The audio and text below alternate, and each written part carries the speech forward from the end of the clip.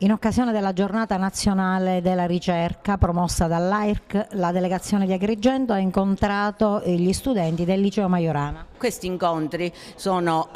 favoriti dal progetto AIRC Entra nelle scuole, il futuro della ricerca nella scuola, per creare nei nostri giovani conoscenze e competenze importanti, suscitare interesse verso la ricerca e far conoscere realmente che significa fare ricerca in Italia e fare ricerca con AIRC. Abbiamo il piacere di avere con noi un ricercatore, il professore Riccardo Alessandro dell'Università di Catania. Perché l'AIRC ha investito proprio su questa conoscenza dei ricercatori, il contatto tra il ricercatore e gli studenti? L'AIRC come statuto ha erogato dal 65 33 milioni di euro a favore di borse di studio per formare giovani ricercatori, perché la ricerca italiana abbia un futuro e il futuro è nei giovani. Se i giovani si formano in maniera importante nei migliori laboratori non solo italiani ma anche del mondo, possono rendere la ricerca italiana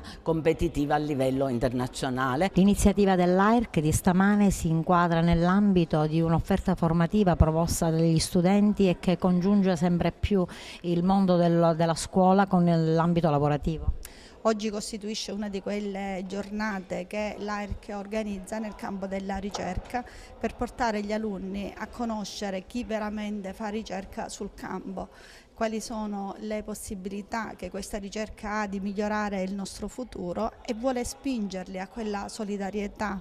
di intelletto che li porterà, speriamo in un prossimo futuro, ad essere loro quei ricercatori che l'AIRC sostiene e che manda avanti proprio per sconfiggere le malattie tumorali. L'interesse dei ragazzi è stato veramente notevole, questi nostri giovani studenti si sono adeguatamente preparati per poter prendere parte a questa significativa giornata scientifica, elaborando i loro quesiti e soprattutto cercando di cogliere appieno quello che è il ruolo dell'AIRC all'interno del finanziamento della ricerca. Qual è il messaggio in questo contesto da lanciare ai giovani?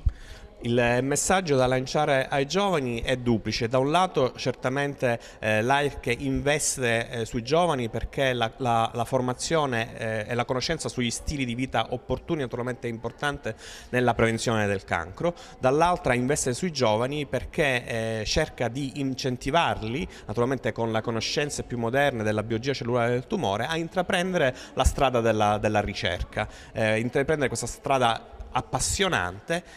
di ricerca dei motivi molecolari che stanno alla base dello sviluppo del tumore e quindi impedire fondamentalmente o limitare quelle che sono quella che è considerata la fuga dei cervelli verso le altre nazioni, perché tanti ragazzi sono oggigiorno meritevoli e che quindi è opportuno che rimangano nei nostri laboratori per portare avanti le nostre ricerche.